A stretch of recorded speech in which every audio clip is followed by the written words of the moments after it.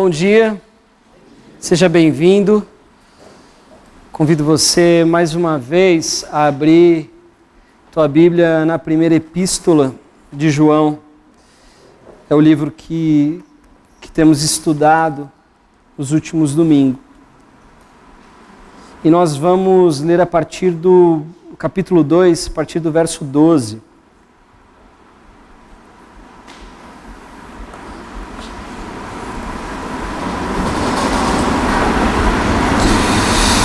Primeira João, capítulo 2, verso 12.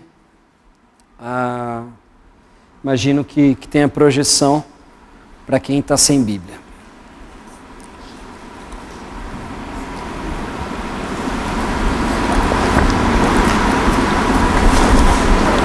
Vamos lá? Diz assim: Filhinhos, eu lhes escrevo porque os seus pecados foram perdoados, graças ao nome de Jesus. Pais, eu lhes escrevo porque vocês conhecem aquele que é desde o princípio. Jovens, eu lhes escrevo porque venceram o maligno. Filhinhos, eu lhes escrevi porque vocês conhecem o Pai. Pais, eu lhes escrevi porque vocês conhecem aquele que é desde o princípio. Jovens, eu lhes escrevi porque vocês são fortes e em vocês a palavra de Deus permanece, e vocês venceram o maligno.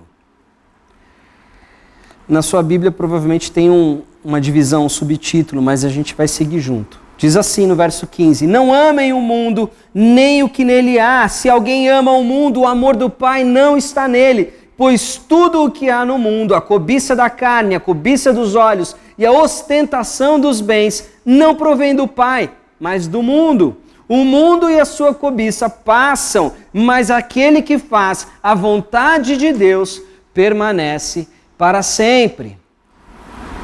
Vamos orar mais uma vez? Feche seus olhos, abaixe sua cabeça.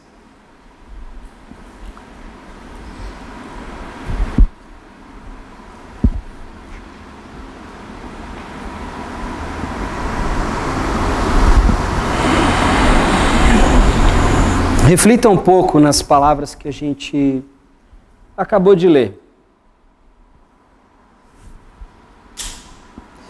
Peça o esclarecimento de Deus.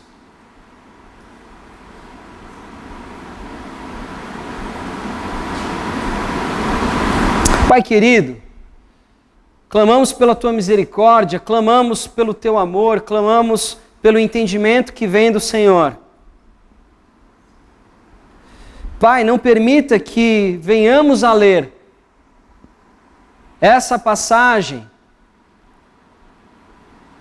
e a gente não se considere alvo dela.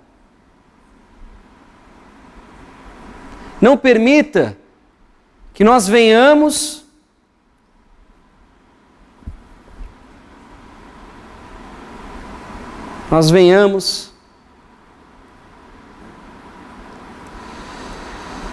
a não entender o que o Senhor quer falar conosco. Pai querido, tem misericórdia de nós, tem misericórdia da nossa arrogância e do nosso orgulho.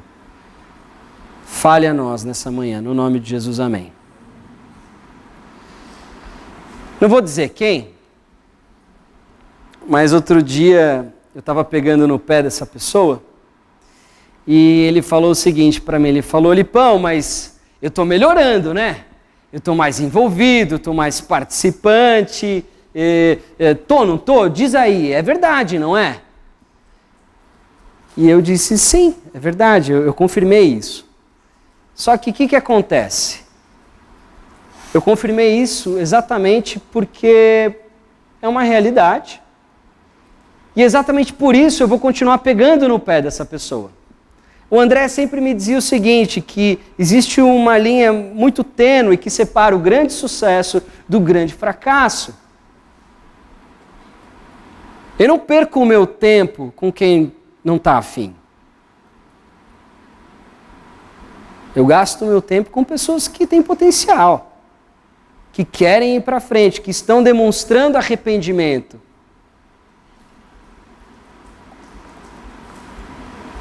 E eu falei, por isso eu vou continuar pegando no seu pé.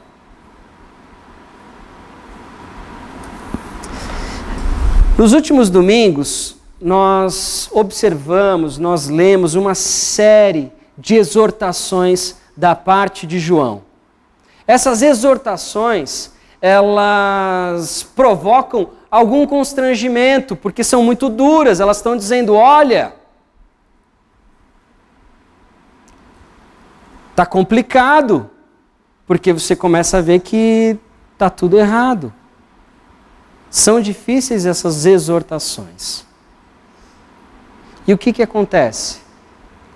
João agora muda o tom da fala dele. Se antes ele estava exortando, se antes ele estava batendo, agora ele chega e diz, olha, filhinhos, eu vos escrevo porque os seus pecados foram perdoados, graças ao nome de Jesus, graças à sua natureza.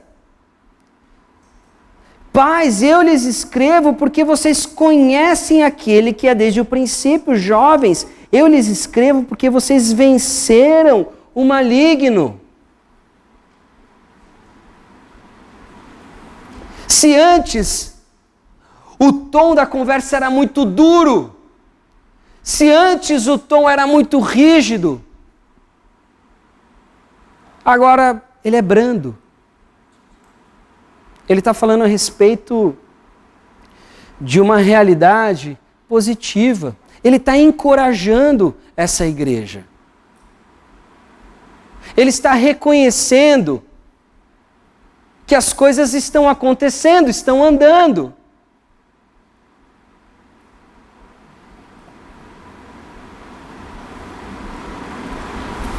É uma fala de esperança. Particularmente, eu não acredito que quando ele diz filhinhos, ele esteja se referindo a um terceiro grupo, uma terceira faixa etária. Provavelmente, quando ele diz filhinhos, até porque ele já usou esse termo antes, ele esteja se referindo ao grupo todo. Ele diz, olha, escreva vocês porque vocês já foram perdoados. Pelo nome de Jesus. E aí ele divide em dois grupos, ele divide entre os pais, que provavelmente são os anciões. Anciãos. São os anciãos, são os líderes daquela comunidade. E ele está dizendo, escreva vocês, porque vocês conhecem aquele que é desde o princípio. Mas jovens, também escreva vocês, porque vocês venceram o maligno. E ele usa um recurso clássico do texto bíblico, que é a repetição. E aí ele diz, filhinhos, eu lhes escrevi porque vocês conhecem o Pai. Pais, eu lhes escrevi porque vocês conhecem aquele que é desde o princípio. Jovens, eu lhes escrevi porque vocês são fortes. E em vocês a palavra de Deus permanece. E vocês venceram o maligno. Particularmente, eu acredito que esse trecho isoladamente, e a maioria das Bíblias, ela separa esses dois trechos, essas perícopes, eu não acredito que elas funcionem separadas uma da outra. Por dois motivos. Existe um problema de tradução com o tempo verbal. O tempo verbal no grego é uma característica da língua grega que a gente tem dificuldade em traduzir com perfeição para o português. Porque no grego o que está dizendo é o seguinte, filhinhos, eu lhes escrevi porque vocês têm conhecido o Pai. Pais, eu lhes escrevi porque vocês têm conhecido aquele que é desde o princípio. Jovens, eu lhes escrevi porque vocês são fortes e em vocês a palavra de Deus permanece e vocês têm vencido o maligno. Esse tempo verbal, ele, na verdade, é um tempo que denota uma ação que começou no passado e tem continuidade ainda agora. Está falando de um processo. Pais, vocês têm conhecido aquele que é desde o princípio. Não é uma coisa fechada, resolvida. Jovens, a palavra de Deus tem permanecido em vocês e vocês têm vencido o maligno. E quando ele continua dizendo isso, eu não consigo também, por tudo que eu sei a respeito dos escritos joaninos, não associar a ideia de maligno e a ideia de mundo.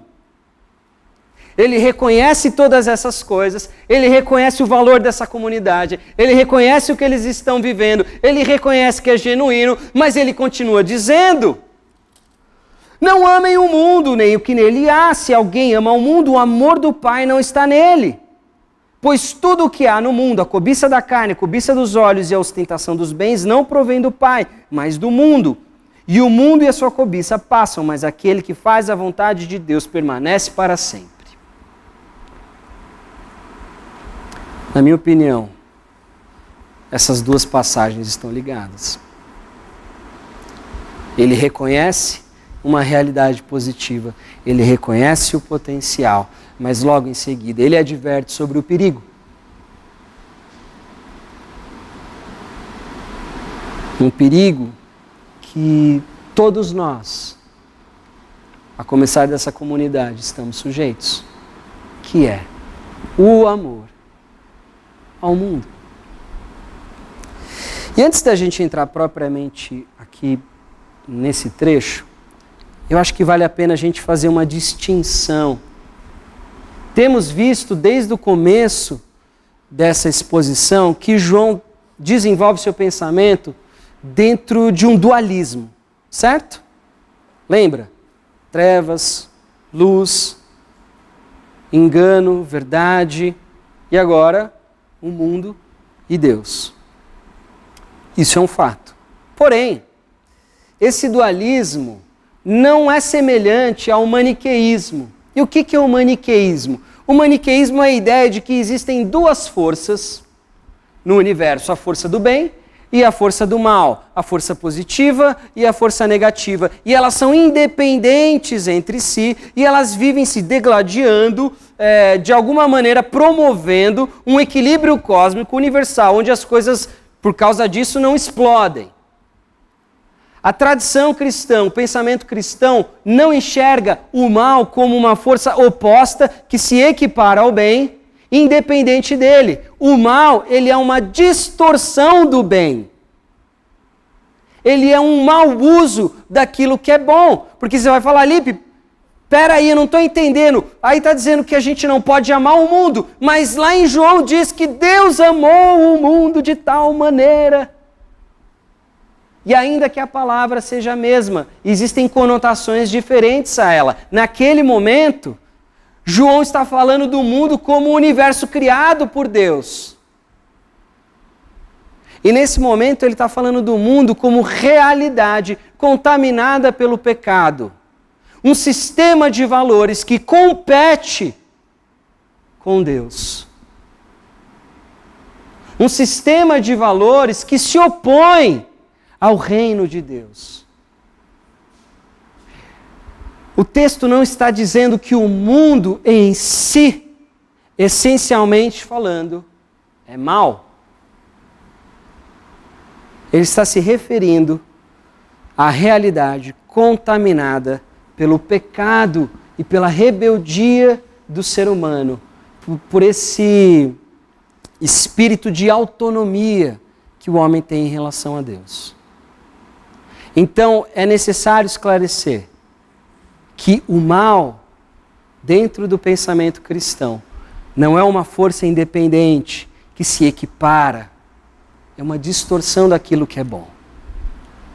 As coisas são boas, mas a gente exagera. O termo aqui, traduzido como cobiça, ele não é necessariamente um termo negativo, muitas vezes ele é usado para designar um desejo positivo, mas aqui, muitas vezes, ele é usado como o quê? Como um sentimento exagerado, uma paixão desequilibrada por alguma coisa. Ele diz que essa é a característica daqueles que amam o mundo.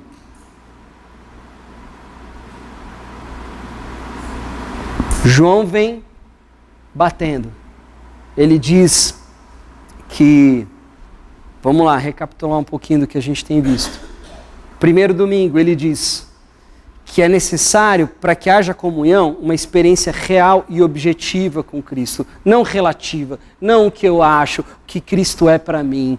Não, uma experiência real e objetiva. No segundo domingo, falamos a respeito das trevas e da luz, daquele que diz não ter pecado. Esse está no engano. E depois a gente falou, domingo passado, a respeito daquele que diz estar na luz, mas odeia seu irmão. João vem apontando uma série de incoerências e testando essa comunidade, testando aqueles que buscam uma facção ou uma divisão. Olha, se vocês dizem estar aqui, mas estão vivendo dessa forma, está errado. E ele diz que a única forma da gente de fato conhecer a Deus é obedecendo os seus mandamentos. E ele esclarece isso um pouco adiante, dizendo que o novo mandamento de Deus, o grande mandamento, é aquele onde nós somos desafiados a amar o outro como Cristo nos amou. E agora ele vem dizendo, olha, eu vejo uma série de coisas positivas em vocês. Aliás, eu chamo vocês de filhos porque a relação que eu tenho com vocês é uma relação de pai. Curiosidade, as duas vezes aparece a palavra filhinhos, né? Mas são duas palavras diferentes. A primeira é uma palavra que traduz a relação de pai e filho. A segunda, que aparece no verso 14, ela está falando mais da condição imatura da criança. E aí ele diz, olha, filhinhos, eu escrevo porque vocês já foram perdoados por conta do nome de Jesus. Pais, eu escrevo porque vocês têm conhecido aquele que é desde o princípio. Jovens, eu escrevo a vocês porque vocês têm vencido o maligno. Tanto os pais como os jovens são esses filhinhos, onde João tem uma relação de pai com eles, de mentor, de pastor, mas João também reconhece ainda um estado de imaturidade neles, porque eles estão em um processo de amadurecimento. E nesse processo, uma das grandes armadilhas que existe é o amor ao mundo. Espera aí. Do que a Bíblia está falando quando ela fala de amor ao mundo? Porque, veja bem, eu não sei se isso é muito relevante para mim, porque eu não sou corrupto, sou uma pessoa honesta. Faço tudo direitinho. Não sou como aqueles lá. Olha, eu sou fiel à minha esposa ou fiel ao meu marido, então não vejo como eu possa estar amando o mundo. Não tenho vícios, não sou desequilibrado, sou diligente com as minhas finanças, com a educação dos meus filhos. Mas será que o amor ao mundo se resume a isso? Será que a gente pode muitas vezes viver uma igreja com valores mundanos? Tem um amigo meu que ele vive procurando igreja, mas ele nunca encontra a igreja certa para ele. A igreja que eu não me senti bem ainda aqui, ainda não é o meu lugar, ainda não é um ambiente totalmente preparado para mim. Vejo pessoas que procuram igrejas para elas se sentirem bem, para elas terem uma sensação gostosa, experimentarem algum tipo de sentimentalismo, talvez. Ouvir uma palavra que diga que elas são amadas, que elas são especiais. E de fato, para Deus são. Mas será que a gente não busca a igreja do jeito errado? Muitas vezes. Será que a gente não faz mau uso dos recursos que Deus nos dá? A gente talvez vejo tantas pessoas, igrejas, instituições gastando milhares e milhares de reais numa estrutura de palco, ou para contratar um artista bem famoso para ele cantar na sua igreja e isso deixar a igreja mais cheia.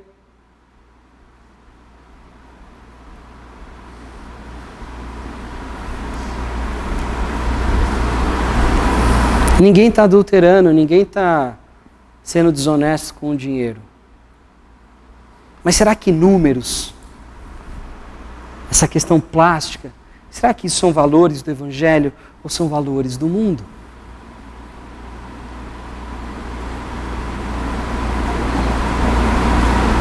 Se você passar um dia mexendo no Facebook, você com certeza vai encontrar vários dos seus amigos que se dizem cristãos, compartilhando, curtindo uma série de coisas que estão completamente em desacordo com os valores do Evangelho.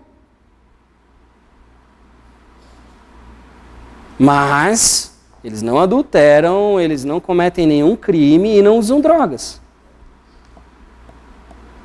Mas eles reproduzem alguns discursos que não têm nada a ver com o discurso da Bíblia. Eles abraçam ideologias e submetem a fé deles à ideologia. Porque para que Jesus esteja certo, ele precisa estar de acordo com os seus valores ideológicos.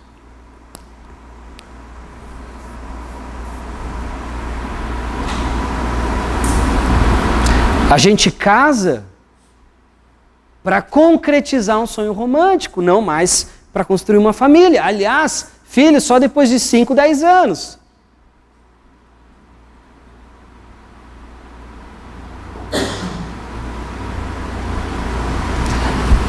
A gente não trabalha mais para ter sustento e dignidade. A gente trabalha para se realizar. A minha carreira é a minha realização. É quem vai dizer quem eu sou. João não está falando do amor ao mundo, porque ele é um perigo óbvio. Ele está falando do amor ao mundo, para a turma que está firme, para a galera que está bem. Porque é um perigo sutil. Está esperando a gente ali logo ali na esquina, sabe? Escondido. Quando a gente percebe todos os nossos valores são mundanos e a gente vive um estilo cristão, mas com valores mundanos. A gente vive um estilo cristão consciente, bacana, mas o que rege a nossa vida são os valores do mundo. E eu não estou falando do mundo de hoje, o texto não está falando do mundo da época deles. Estão falando de uma realidade, uma esfera que está sob a influência de Satanás. É maligno na sua essência? Não. É criação de Deus. Mas o mal, dentro do pensamento cristão, não é uma força independente oposta. É uma distorção daquilo que é bom. Casar é bom. Trabalhar é bom. Igreja é bom. Tudo é bom. Mas pode ser feito do jeito errado. Filhos, é um presente de Deus. Mas podem ser amados do jeito errado.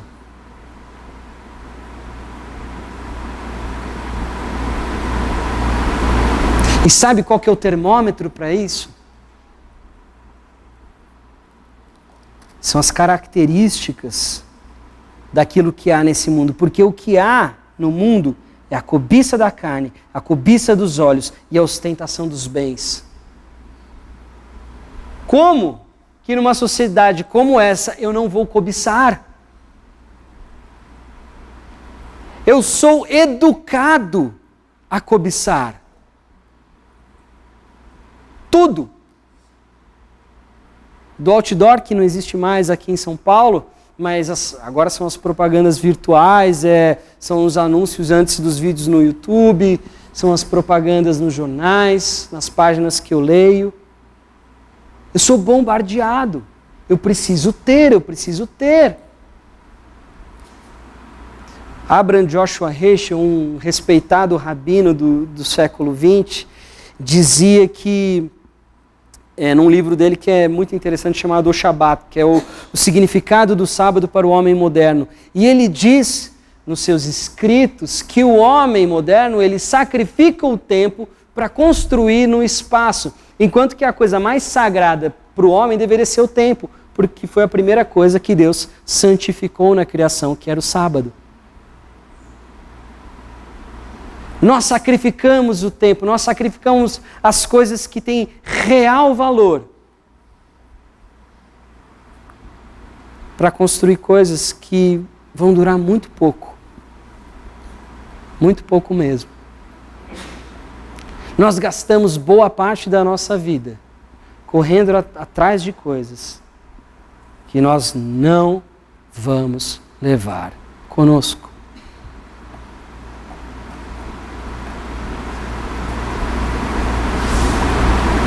E quando a gente vai falar sobre isso, porque talvez agora você concorde comigo. Concorda, é isso mesmo. Mas na hora que o bicho pega e você tem que tomar uma decisão entre não cobiçar, não se render ao que os outros dizem que você precisa ter, não, porque o meu casamento precisa ser desse jeito. O que eu vejo de brigas que acontecem em pessoas que estão casadas é por conta de coisas ridículas. São ridículas.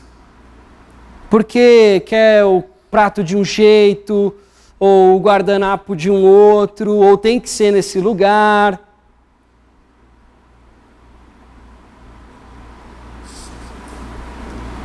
Não é algo leve, não é algo especial, porque é sobre o que a gente tem que ter.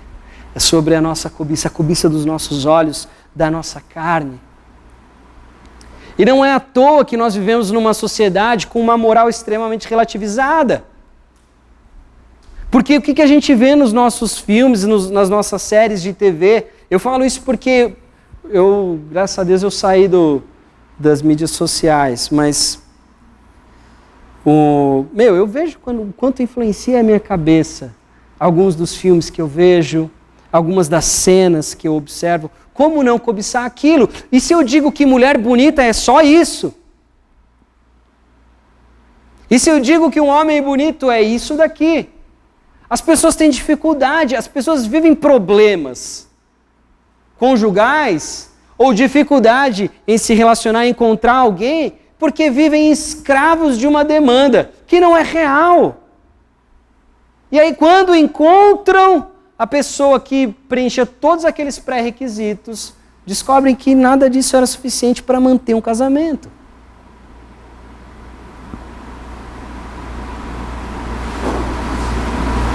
Nós passamos uma vida toda cobiçando um emprego X, um carro Y, um parceiro ou uma parceira desse ou daquele jeito. E quando a gente conquista, a gente se envaidece e a gente acaba por confiar nessas coisas que a gente conquistou. E aí o texto diz para a gente, olha, o mundo e a sua cobiça vão passar, mas aquele que faz a vontade de Deus, esse permanece para sempre.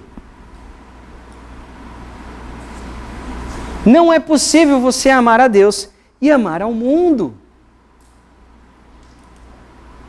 Se você amar o mundo, os valores do mundo, aquilo que é bom para o mundo, você pode ir na igreja o quanto você quiser, mas se esses são os valores que regem sua vida, você não ama Deus e você não desfruta do amor de Deus. Porque o amor de Deus não é suficiente, porque você precisa de coisas um pouco mais próximas. Será que a gente não deveria se preocupar com o amor ao mundo, porque não é uma realidade nossa? Porque, como pastor dessa comunidade, eu estou muito feliz. Eu vejo a gente crescendo. Eu vejo essa comunidade respondendo positivamente. Eu vejo relacionamentos sendo restaurados. Eu vejo pessoas conhecendo a Cristo. Eu vejo uma geração mais velha que dá um show de comunhão e serviço. Dá aula disso. Eu vejo uma geração mais nova, criativa, firme, madura comparado ao resto do mundo. Eu vejo isso tudo. Mas eu preciso dizer, eu preciso advertir que logo ali na esquina tem um grande perigo.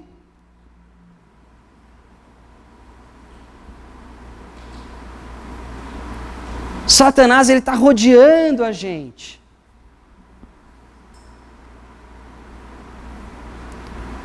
E essa é uma das maneiras de João traduzir isso, quando ele fala do amor ao mundo. E quando eu vejo João escrever, por isso vos escrevi, por causa disso, disso, disso, disso. Então, não amem ao mundo. Por isso escrevi a vocês.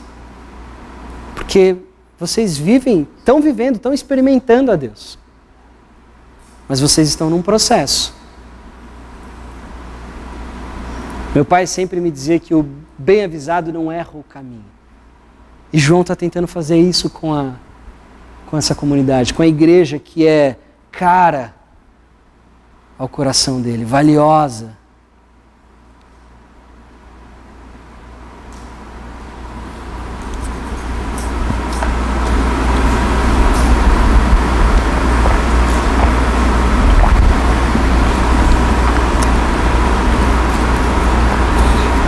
E sabe o que é interessante?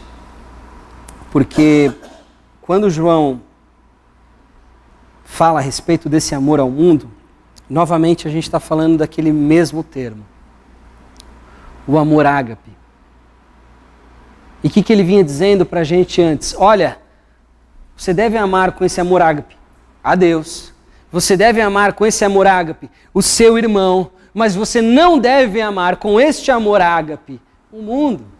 Não significa que não existam coisas boas, não significa que você não vai ter prazeres e lazer nesse mundo, não significa que você não pode gostar de algumas coisas, mas não pode ter um vínculo de devoção com esses valores, com essa lógica que rege o mundo.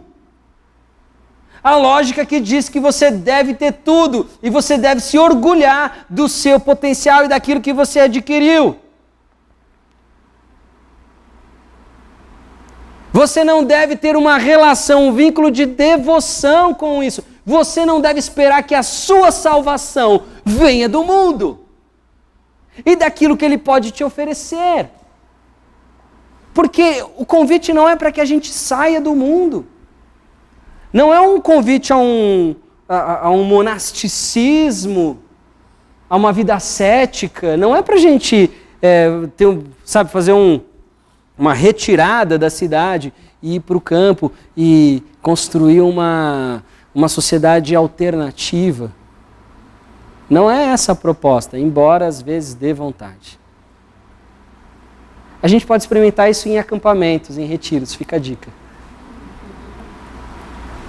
Por alguns dias a gente tem tudo em comum, todo mundo debaixo do mesmo teto, a gente come o mesmo alimento. Isso é muito bom e vale a pena, isso dá uma energizada na gente. A gente lembra que a gente muitas vezes confunde as coisas e coloca a nossa esperança naquilo que a gente não deve colocar. João está falando, olha, viva o mundo. O próprio Jesus diz, não peço que os tire do mundo, mas que os livre do mal, do maligno. A gente vai ficar aqui por um bom tempo. A questão é como a gente vai ficar. Lembra? O grande sucesso para o grande fracasso, uma linha muito tênue. E essa igreja tem dado bons passos. Sei que às vezes eu pareço meio pessimista quando trago a palavra, ou às vezes um pouco duro, mas a gente tem andado. Eu vejo isso. E eu amo vocês por isso. E a minha vida está à disposição de vocês para que a gente continue caminhando nessa direção. Ninguém está negligenciando o que a gente está vivendo, os avanços. Mas o perigo continua à espreita. E vocês devem, nós devemos, nos preocupar, não no sentido de ansiedade, mas devemos ficar atentos, redobrar a nossa atenção. Porque o amor ao mundo, que é algo muito sutil, não é algo necessariamente que eu faço, mas são um conjunto de valores que se instalam no meu inconsciente, na minha cosmovisão. E ainda que eu faça uma série de coisas que tenham a ver com a igreja e com o estilo de vida gospel cristão, eu posso ter valores completamente opostos ao reino de Deus. Nós vamos continuar nessa caminhada. A gente vai continuar seguindo em frente. Mas eu queria que vocês sempre tivessem em mente que o amor ao mundo é um perigo que ameaça até os mais velhos e os mais experientes, não só os mais novos. É possível. Conheço pessoas com muitos anos de caminhada que não entendem uma série de coisas de Jesus, porque o que reina, o sistema de valores que opera no coração dessa pessoa é um sistema mundano. Não vamos cair nessa. Vamos seguir em frente. E se a gente tropeçar, a gente levanta com humildade.